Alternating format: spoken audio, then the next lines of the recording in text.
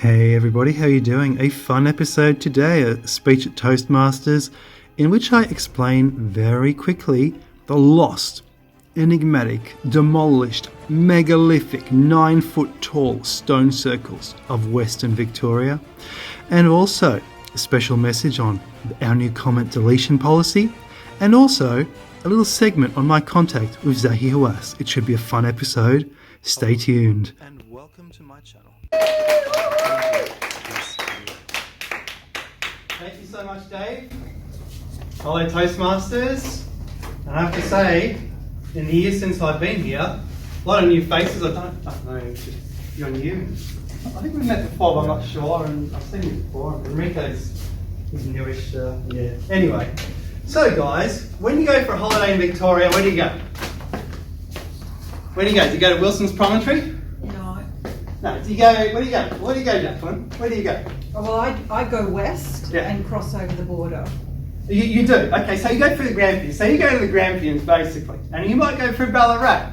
And you might go through Geelong as well. You know, if you want to take the southerly scenic route as well. Okay, so until about 1880, one place you could have gone was this. It was a massive stone circle near Darrenellum. Who's heard of Darrenellum? No one's heard of Darrenellum. It's only got a few hundred people. Massive stone circle. Megaliths. Megaliths means huge stones. Here's some small aboriginals. They're about, average height. And the stones are about 2 metres tall. And the archaeologists say this could never have existed. It's fake. But this was painted by a top Australian painter. Who's heard of James Waltham Curtis? No. So no one's heard of him, and yet his paintings sell. Well, his painting, his last painting sold at Sotheby's for how many £1,000? 50? Well, about £40,000. Yeah. Now, I found out a lot about this painter, and I'll tell you about it later. So basically, I was asked to look into this because I visited this in 2015 looking for a place to explore, looking for some archaeological ruins. And I went to Darrenellum. There's a massive hill there. Went up the hill and I asked people around, where's the stone circle? It's gone. It's not there anymore. Now, I wrote an article about this for a magazine, and my old school principal, he found that article and he contacted me in December. He said, Charles, I'm writing a book about this. Let's find out about this, right? And I said, okay, all right. So I started reading. So the thing you start reading is Dark Emu by Bruce Pascoe.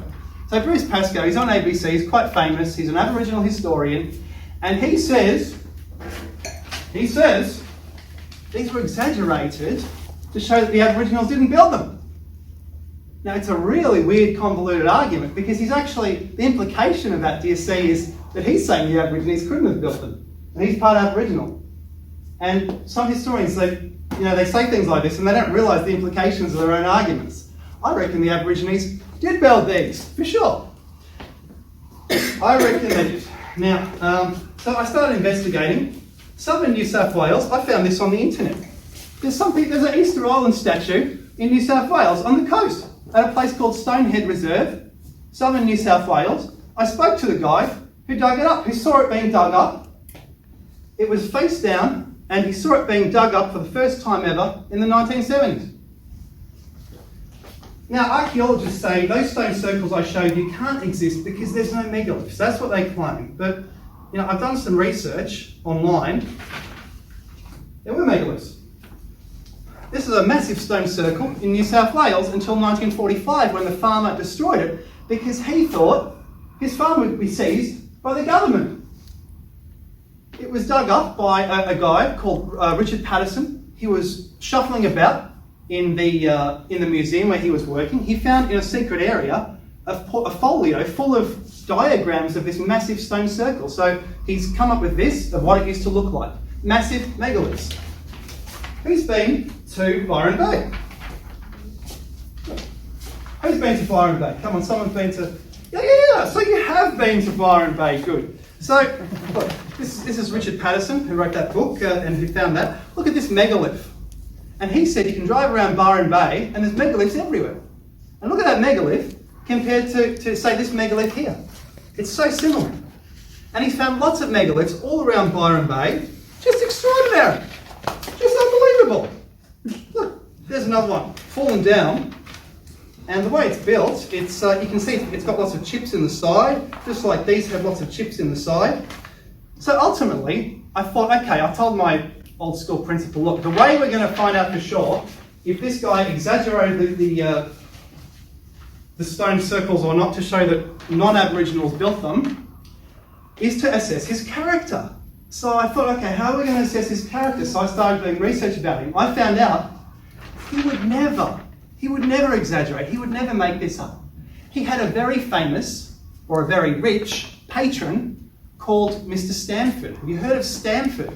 Brother of the guy who founded Stanford University. We're talking late 19th century.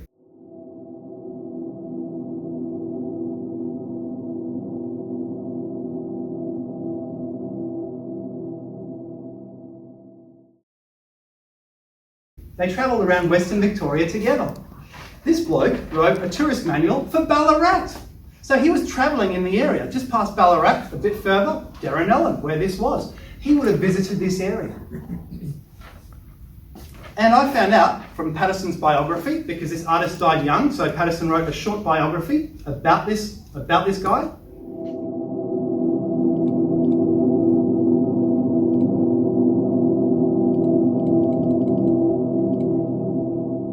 He said this was the best painter.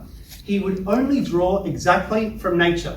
And he would consider it treasonous not to draw from nature because, like all Renaissance men of the past, starting with Leonardo da Vinci, they all said we need to draw from nature, we need to copy nature. So he came up with the best artworks.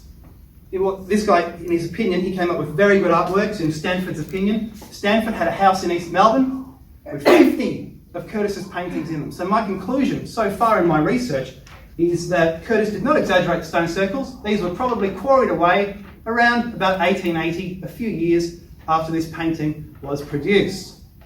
Thank you. Hey guys, how you doing? Now a little disclaimer for this video, because what I do with comments on my videos is sometimes I will consider the deletion of a comment if I'm not absolutely in 150% agreement with that comment, or if that person is not in 150% agreement with 100% of the content of the video. And by 150%, I mean going over and above simple agreement, but into praise. I want lots of praise on this channel. That's why I'm doing it. So it needs to be 150% or it will be considered for deletion. That's right, guys. Now, there was someone the other day and he wrote a comment which was actually less than 100% agreement. And then I simply said to him, look, you have a choice. You can rewrite that comment or it will be considered for deletion. And he actually said to me, Charlie, are you kidding? What's up? And I said, look, mate, look, that comment is going to be deleted. So you can write as much as you want. You can write your long rant. But if I don't like it, it's going to go. And then all your work will have been for naught. And what are you going to do about it then? Right? So, guys, if you want, I'm just kidding, guys. I'm joking, all right? I'm joking. Hey, blokes and dolls, how you doing? So I'm standing here next to my 29-year-old car, which has broken down for, I think, the 6th time in less than a year. 6th time. And to say that I need you to help me pay for this with the patron. That's right. And if you don't, I've got the Supreme Ministry of Egyptian Antiquities on speed dial. I've got Zaki Hawass is on speed dial. And you know what, guys? I'm going to sell all my work to him and lock it all up. And then you guys will never ever be able to see it again. And that will be such a pity for all of us. So Zaki Hawass is going on speed dial. So get into that patron. Yeah, and help me fix this car because it's not going nowhere. I wanna go for a drive. I can't go for a drive. Nope.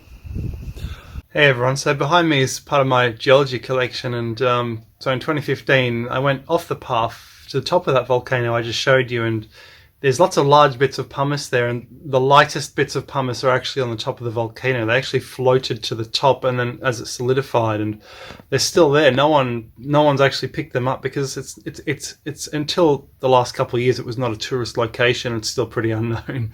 So yeah, from 15,000 years ago, there you go. No one touched it until I grabbed a piece, and it looks like the surface of the moon. There you go.